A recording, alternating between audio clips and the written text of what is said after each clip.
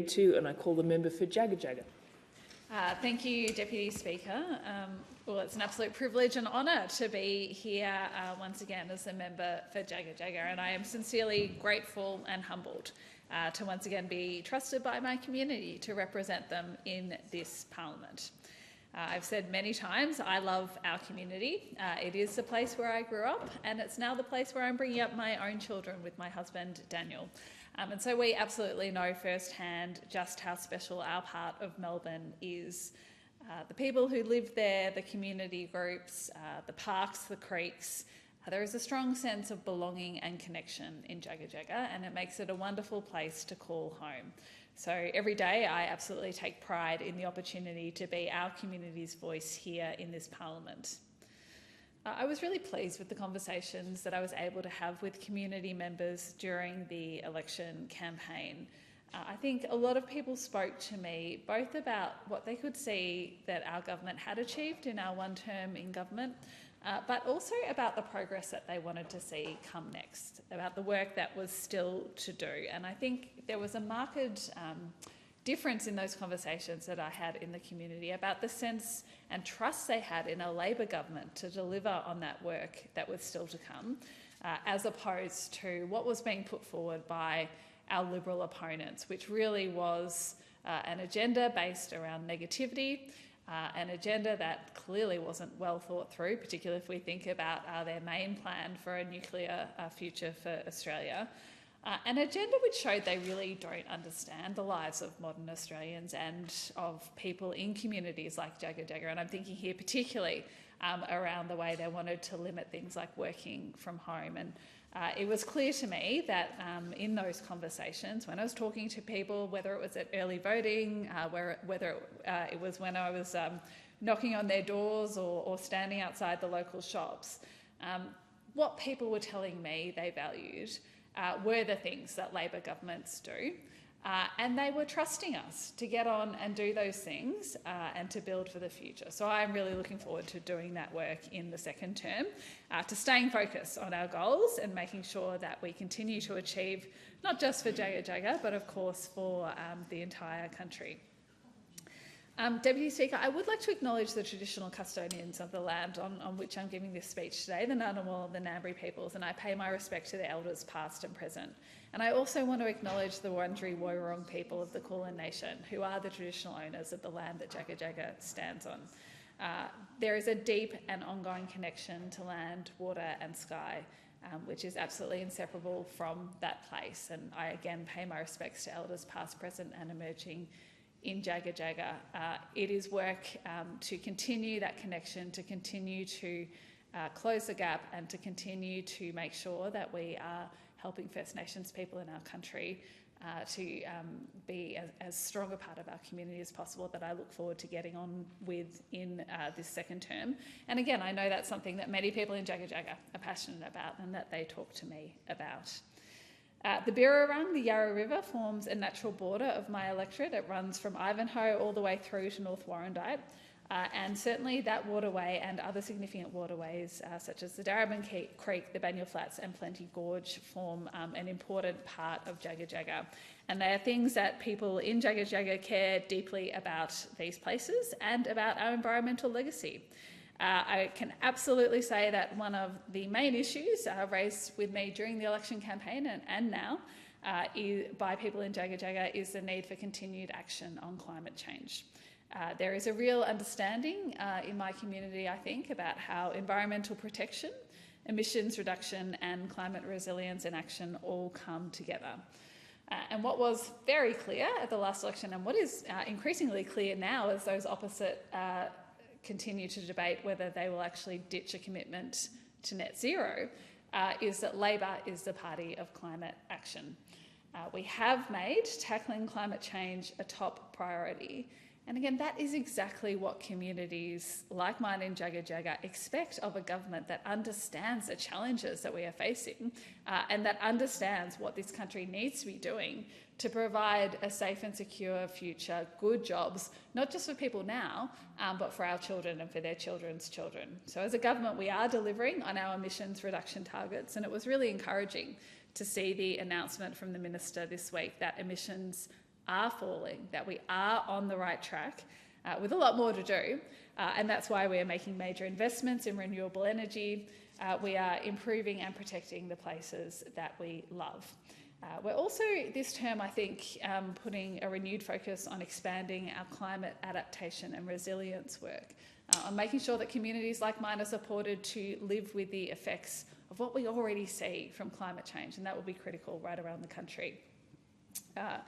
Very clearly, at the last election, Australians rejected the divisive nuclear push that we know was steeped in climate denialism that came from those opposite.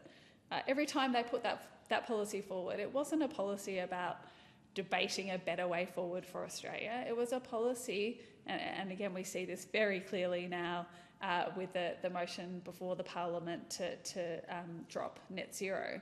It was a policy about denial. So the sense of security, the sense of, I think, certainty for Australians that we now are committed to climate action and that will continue under this government is really important.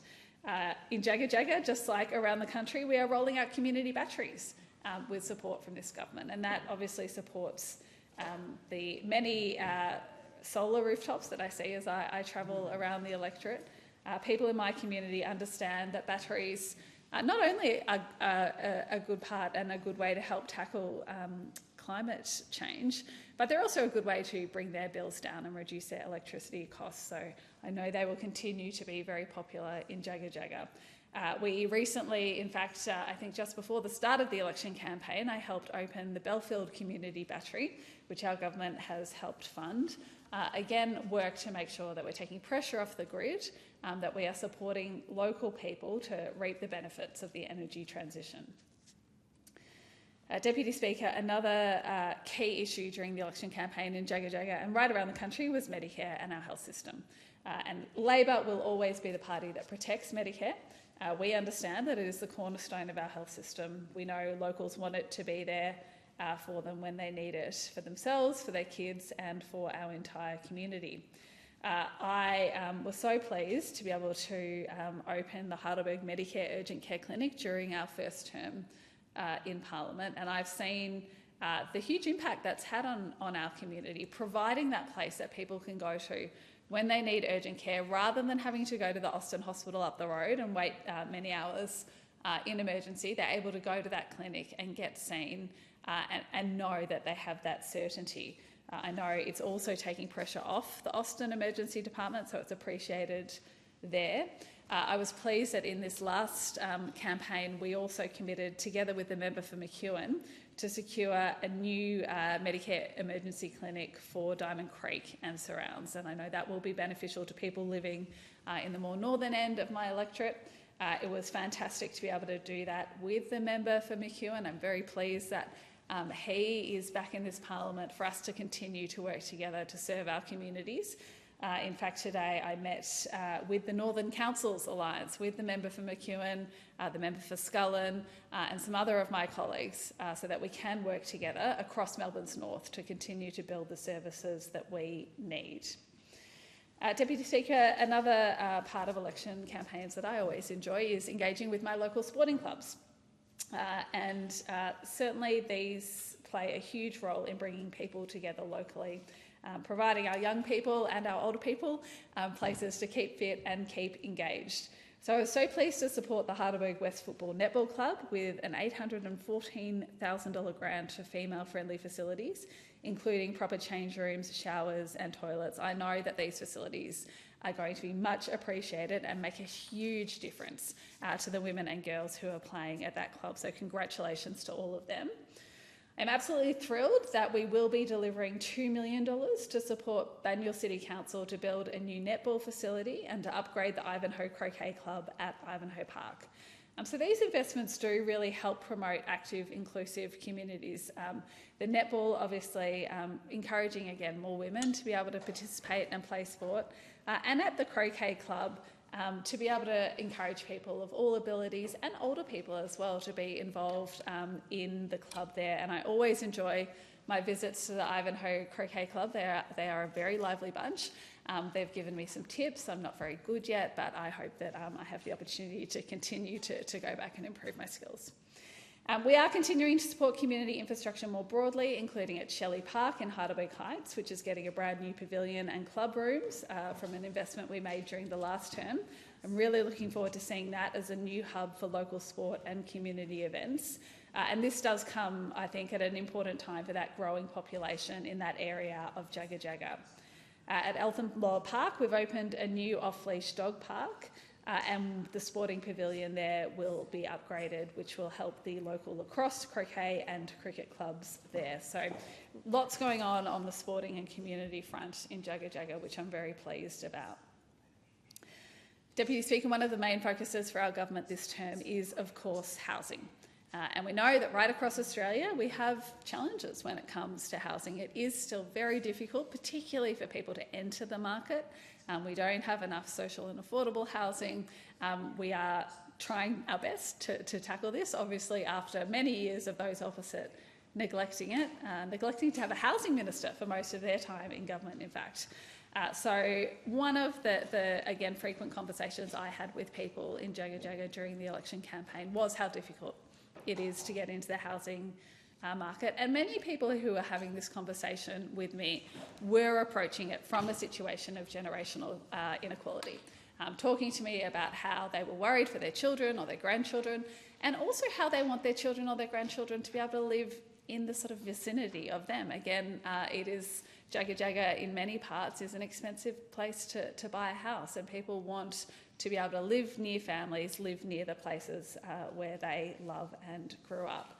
So I am really pleased that our government has announced that we're expanding the opportunity so that people can access the dream of home ownership with a 5% deposit, and that will now come into effect from the 1st of October this year. In Jagga Jagga, we are also delivering new social and affordable housing through the Housing Australia Future Fund and the Social Housing Accelerator. So in West Heidelberg, we've teamed up with the state government to rebuild the Belbardia estate. So this will mean 104 homes in the area delivering high-quality modern housing. It's on a site that previously had 94 homes, which were not really fit for purpose anymore. So they were demolished some years ago. I'm really glad that we are getting these new houses built on that site, and I know that that will be really important for the 3081 community. Across Ivanhoe, Heidelberg, Rosanna and Greensboro, 642 new homes are being built through the HAF. We have now just funded 25 additional homes under the second round of the HAF in Belfield. These are significant investments in Jagga Jagga and in our communities. And again, I'm really pleased with how our community has embraced this opportunity and seen the need for more housing and particularly more social and affordable housing in our area. It will support women and children leaving family violence. It will support First Nations people. It will mean that people, key workers, can live close to things like the Austin Hospital. So that's going to be really important, and I look forward to continuing to see those houses be built and hopefully visiting some of them fairly shortly for an opening. Deputy Speaker, I talked before about intergenerational equality, and I think, again, when I talk about those future conversations that people had with me during the election campaign, this idea of how we're making sure we do build a country that delivers our children and their children a better life was one that people were talking with me about. So I'm very pleased that one of the first acts of our government in this new session of Parliament was to introduce our bill to wipe 20% off all student debt. I've already heard from many people in Jagga Jagga about what a real difference this has made to them, particularly when it does come to things like looking at getting into the housing market. So that's fantastic. Obviously, we have a commitment not just to wiping debt, but to helping young people to get the skills and education they need. We've made free TAFE permanent because it is essential to skills development and opportunity. In my community, that means students at Greensboro and West Heidelberg Melbourne Polytechnic are already benefiting. We are investing in the future workforce through a new National TAFE Centre of Excellence for Housing Construction at West Heidelberg Melbourne Polytechnic, so that'll be fantastic. That's a $50 million investment which will tackle skills shortages, speed up housing delivery and support more sustainable construction, all while creating strong pathways into secure local jobs. And it was great to to visit that site with Minister Giles and talk with some of the students studying there, and also some of the educators about the important work that they are doing there. Deputy Speaker, another great strength of Jagga Jagga is our diversity. I'm proud to represent one of the largest Somali Australian communities in the country. I was pleased to secure further funding for Himalo Community Connect, which does outstanding work in education, youth leadership and engagement within the community. Supporting community cohesion, interfaith understanding and cultural celebration has been a focus of the great work they are doing. Together with the member for Cooper, I was also proud to support the Dar es Salaam Community Centre, helping to ensure that it remains a safe and welcoming gathering place. Thank you to community leaders Abdallah Ahmed and Ishmael Gabo, to Abdi Aziz Farah, Pam Burley and Yusuf Oman. You and your teams are doing the work on the ground in the community, and I thank you for your collaboration, and to all of those in the Somali Australian community who are helping us build a more inclusive and connected society. There are a lot of thank yous to make after a campaign, and I do want to thank all of the people who made our local campaign possible. In Jagga Jagga, we did run a grassroots campaign, local, positive, progressive and focused on what matters to our community.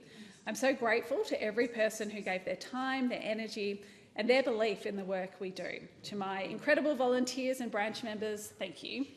Whether you joined us in the morning at train stations, whether you were making phone calls in the evenings, whether you were there every day at pre-poll or helping behind the scenes, I could not have done this without you. To Judy, Jenny, Gary, Rhonda, Chris, Jason, and all our local party leaders and volunteers, thank you for your trust and your support. To my state colleagues, Anthony Carbines, Colin Brooks and Vicky Ward, it's always such a pleasure to have your support and to work with you on behalf of our communities, and I'm looking forward to standing alongside you in your coming election campaigns.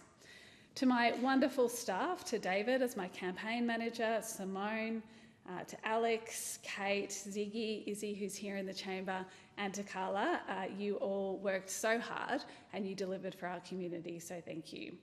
Of course, to my family, to Daniel and Harriet and Gilbert, these campaigns do take a lot and put a toll on families. I could not do it without any of them.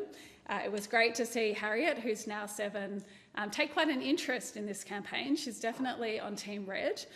She was quite pleased and proud to see her mum's face up around the electorate. She's 7. I don't think that will be the case if I get the chance to run for election when she's 10. So I also enjoyed having that moment. But a huge thanks to them, to my parents and to my brothers and their partners and the whole family who wrapped around us. A final thank you from me also to the Australian Electoral Commission. We are really privileged in this country that we have an independent commission that is dedicated to running our elections in a way that is free, fair and transparent. And I know that that work is not always easy. I think particularly we can see this in local campaigns, and we did see this, I think, in this last local campaign, particularly when it came to pre-polling, that the environment can get heated. That there can be some very difficult demands put on AEC staff who are working to deliver a free and fair election. And I think that the way the AEC is able to deal with those demands, the professionalism shown by staff, is exemplary. And we absolutely must make sure that we protect that system and that we make sure that Australians do feel confident to vote, feel proud to vote and to participate in our democracy. So thank you to the AEC and look forward to hopefully doing it with them all again. In the meantime, look forward to delivering for Jagga Jagga during this campaign.